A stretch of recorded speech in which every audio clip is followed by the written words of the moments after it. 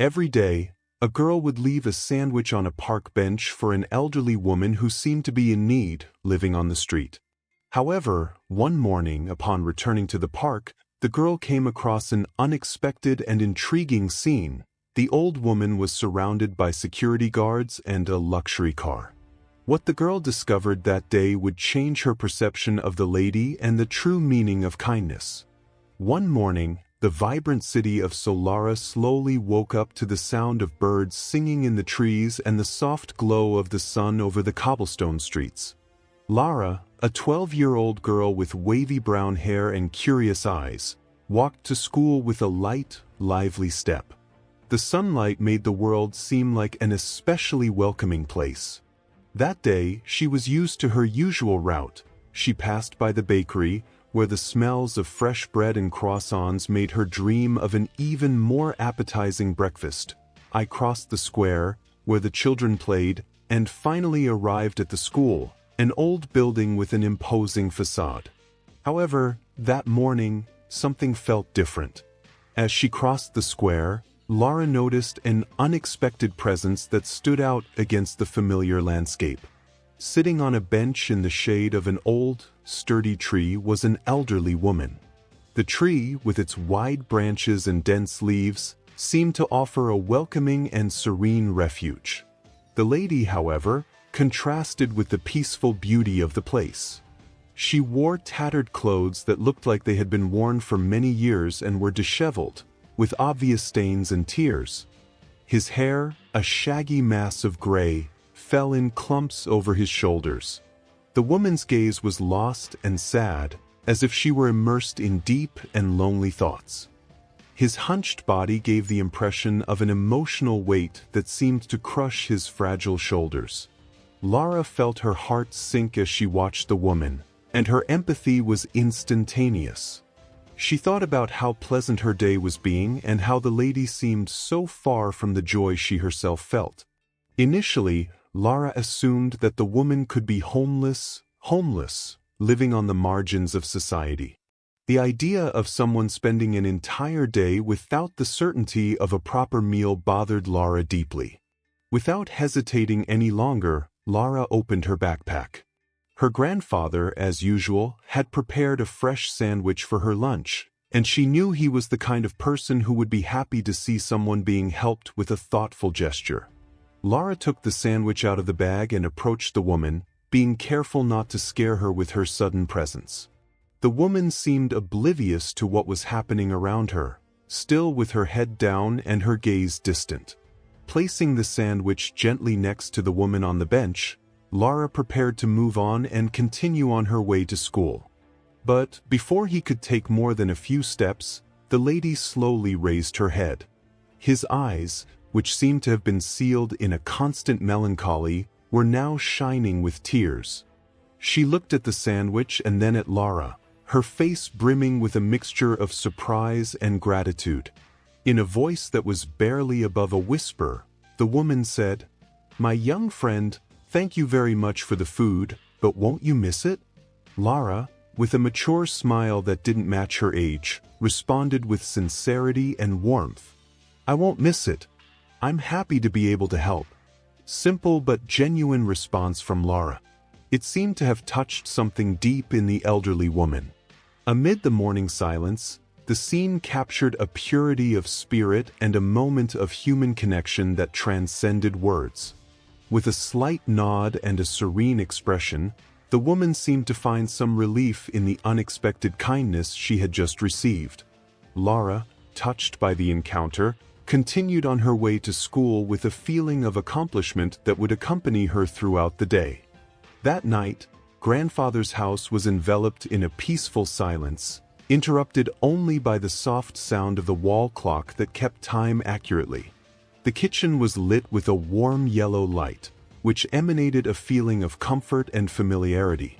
Lara sat at the wooden table with her eyes shining as she recounted the day's encounter to her grandfather, who was sitting across from her, listening attentively.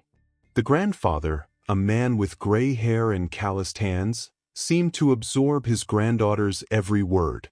His eyes, always kind and observant, showed a silent pride upon hearing about Lara's act of kindness.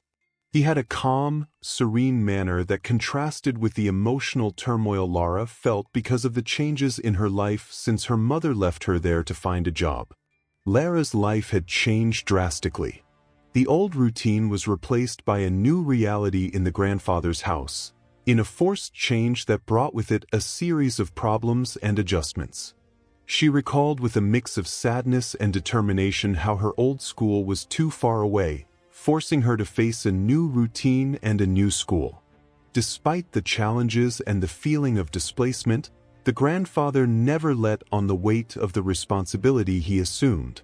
Instead, he transformed the modest house into a home full of love and warmth, using simple gestures and kind words.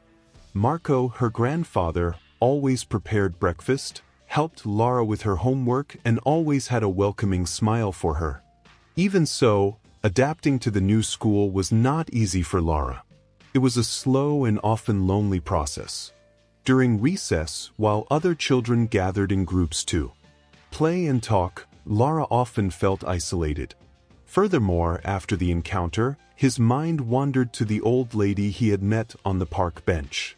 She thought about the gratitude in the woman's eyes and the impact a simple act of kindness could have. That's how Lara began to adopt a small daily ritual. Before leaving for school, she and her grandfather prepared snacks. Marco, always attentive to Lara's needs, decided to include a little more food, a gesture that Lara used to share with the old lady every day. Lara would choose a fresh fruit or a small snack and carefully place it in her backpack. At the end of each day, when passing by the bench in the square, she left the food next to the elderly woman, always waiting for a sign of recognition. One day, talking to her grandfather, Lara said with a reflective tone in her voice, "You know, she never said anything other than thank you, but I feel like it makes a difference for her and for me too." The grandfather smiled, pride evident on his face.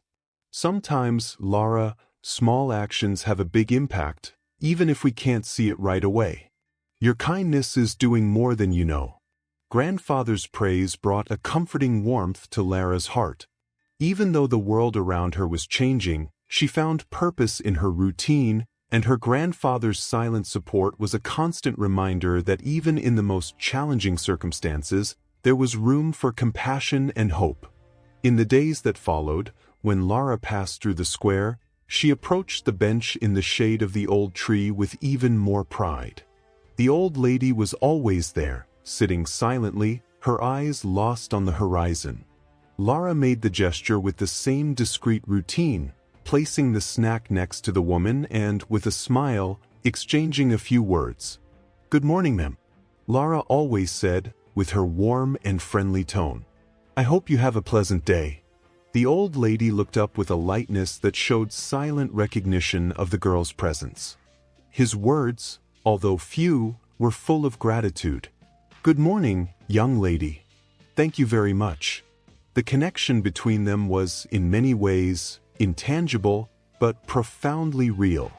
The conversations, although brief and simple, began to bring silent comfort to both of them. To Lara, the old lady was no longer just a distant figure. She became a part of his day and perhaps his only friend in that town. As for the old lady, Lara's presence was a ray of light in her lonely routine. Every morning, when he saw the girl approaching, a shy smile appeared on his lips. The words exchanged, although brief, were enough to warm his heart and give a new meaning to his days. At home, Lara shared small stories of daily interactions with Marco. She described the woman's smile, the glow of gratitude in her eyes, and Marco listened attentively, feeling a calm pride in his granddaughter's kindness. "It looks like she's feeling better, Lara," Marco commented one night. "Today she told me that she feels a little more hope." The grandfather, with a look of satisfaction, replied, "Sometimes it's amazing how a simple gesture can transform someone's day." "I'm so proud of you, Lara." Routine has established itself as a vital part of Lara's daily life. It was like a small anchor in the midst of the change of his new life. The old lady's constant presence, with her silent acceptance and gratitude, became a source of unexpected joy and companionship. Lara began to realize that, in addition to helping the woman, this act of kindness was shaping the way she saw the world and herself. Some time later, on a cold morning, the air was filled with a certain humidity that made Lara's breath turn into small white clouds. The sky was covered by a layer of dense clouds, and the city seemed to be enveloped in a blanket of gray and silence.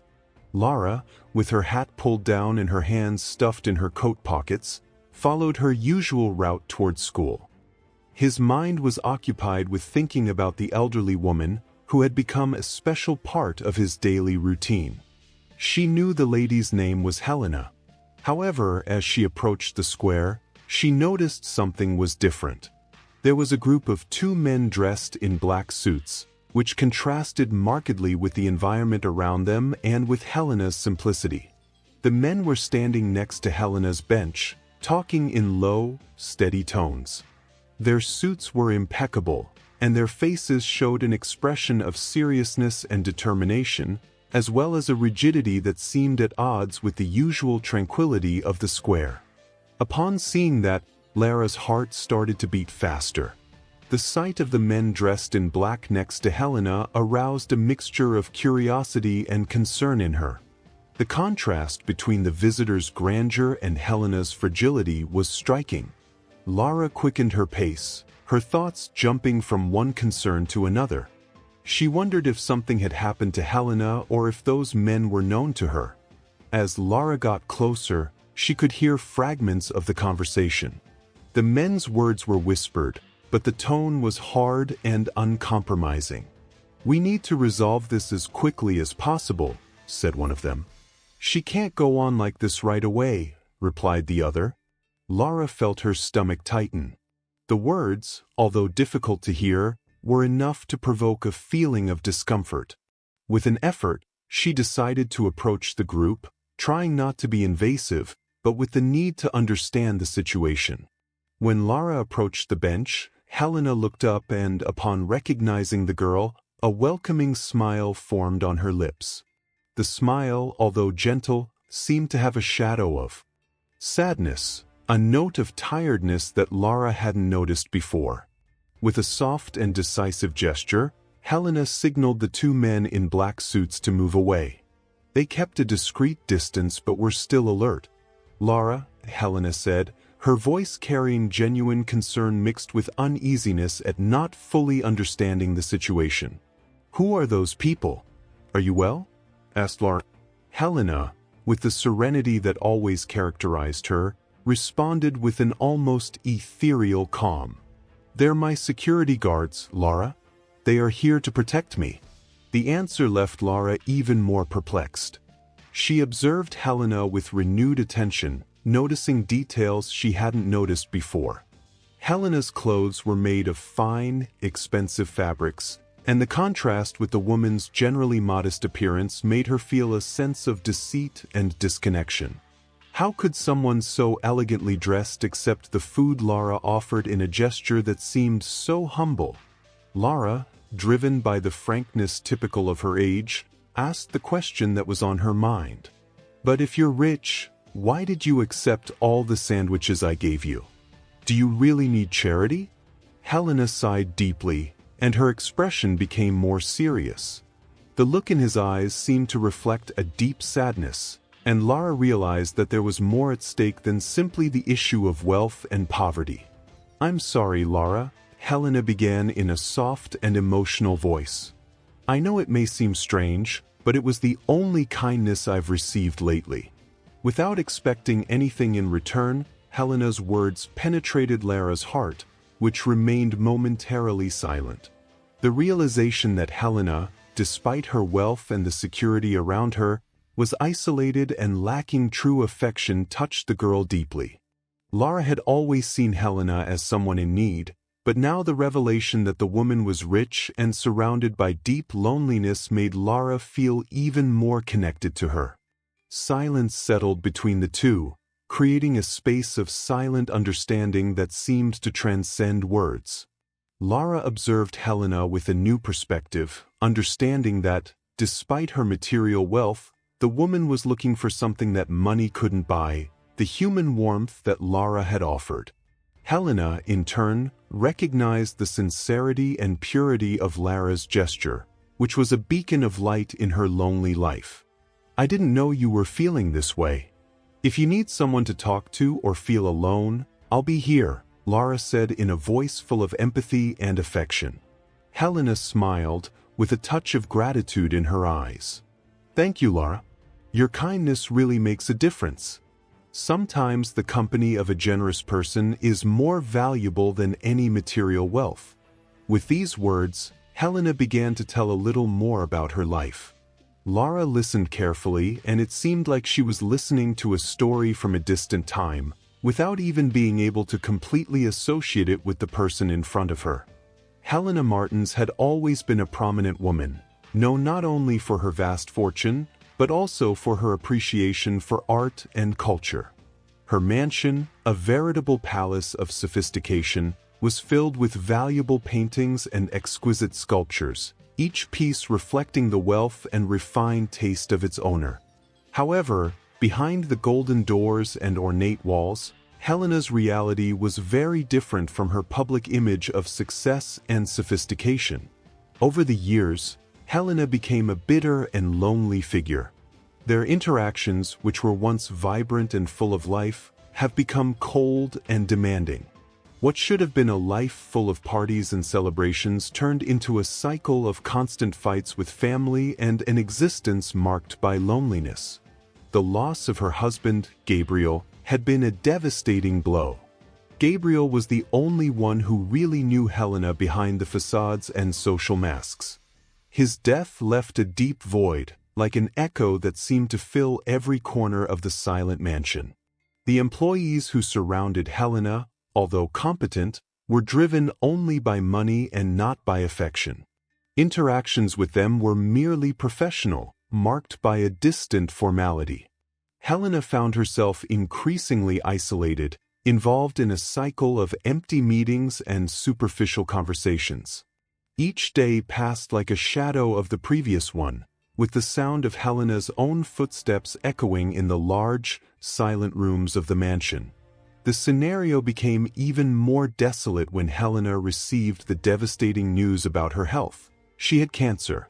The diagnosis, an unexpected and cruel blow, accentuated his feeling of helplessness and loneliness, suffocated by the whirlwind of emotions and the uncertainty of the future.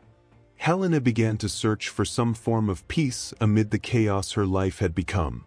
It was on one of those particularly difficult days, when the weight of her thoughts was almost unbearable, that Helena found a moment of refuge in the square. This place, normally full of joy and movement, seemed to offer temporary relief. She sat on a bench in the shade of an ancient tree, where she could feel a sense of escape from the oppressive reality of her mansion and the pain she carried with her. It was there, in that moment of searching for a little relief, that Helena received an unexpected and deeply touching gesture. Lara, with her unpretentious and generous kindness, had placed a sandwich next to Helena. The simple and seemingly insignificant gesture to anyone looking in from the outside was like a cool breeze for Helena amid the oppressive heat of solitude. As Helena looked at the sandwich, tears came to her eyes, not only from surprise, but also from the depth of the gesture. It was genuine kindness, offered without expecting anything in return, something she had lost sight of in her life full of material interests and superficial interactions.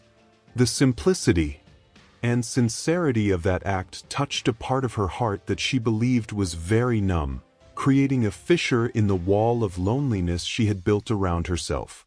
Lara's gesture was a glimmer of hope and humanity amid the darkness of Helena's life. A reminder that despite everything, there was still kindness and warmth in the world. The impact of that moment was profound and transformative for Helena, who found herself confronted with the reality of her own loneliness and the need for genuine human connection after the simple and touching gesture. However, Helena found herself eagerly awaiting the moments when she could return to the park bench. The bench, immersed in a generally everyday setting, had become an unexpected sanctuary for Helena. It wasn't just the momentary peace that she found there, but also the presence of Lara, whose company brought something Helena hadn't experienced in a long time, a genuine human connection. Every day, Helena made a point of going to the park, even when the rain or wind seemed to discourage her visits. The routine of sitting on the bench and waiting for Lara also became an essential part of his life. Upon meeting the girl, Helena's smile was genuine, and the sparkle in her eyes, even if discreetly present, showed a relief and joy that had been absent for a long time. With each meeting, Helena felt a renewal of hope. The conversations, even if brief, were like a breath of fresh air in his life. She shared fragments of her own stories, and Lara, with natural empathy and a willingness to listen, offered answers that often made Helena reflect deeply on her life and her choices. The girl was not just a source of support, but a mirror that reflected parts of Helena that had previously been ignored or hidden. Over time, Helena began to realize the impact of interactions with Lara on her own perspective. The conversations and time spent with the girl began to awaken in her a desire to reevaluate her choices and actions. She reflected on the fights with her family, the separation from friends, and the way she had isolated herself. Each visit to the bank was not just a moment of relief, but an opportunity to confront one's life and seek a different path. Lara listened to Helena's life stories and how Marco's dedication had been fundamental for Lara. "Your grandfather, Marco, continues to help," said Lara with a voice full of affection. "It helps me not feel so sad." Helena, even with the weight of pain still present in her heart, couldn't help but smile when she heard Lara's description of her grandfather. Lara's smile and the way she spoke about Marco revealed a simple but powerful truth. Despite her sadness and maternal absence, the girl chose hope and joy over wallowing in resentment. Lara went on to say that Marco, despite his advanced age, was a dedicated and loving figure. He prepared Lara's favorite meals, helped with her homework, and offered constant support, ensuring that the girl felt loved and had as normal a life as possible. Thus, it became clear to Helena that Lara's grandfather played a fundamental role in the girl's upbringing, making her kind and confident, with a wisdom that seemed to transcend her age. While Helena reflected on this, Lara, in her direct and sincere way, touched on a point that no one else had dared to address. "Even so, it must also be difficult for those who leave," said Lara, looking at Helena with an expression that mixed empathy and understanding. Her clear vision and her direct manner were touching on a truth that Helena had avoided facing: the realization that her children, no matter how far away they were, could also be suffering from her absence. This made Helena feel deeply moved. It was as if Lara was bringing to the surface a feeling that Helena had tried to bury, making her feel a sense of regret for the pain of an unresolved loss. A few days later, the park was filled with the vibrant greenery of spring, the scent of flowers, and the joyful singing of birds. Lara arrived at the park with enthusiasm radiating from every step. At her side was Marco, her grandfather, whose presence was a combination of wisdom and warmth. Lara seemed even more excited than usual, and the reasons soon became clear.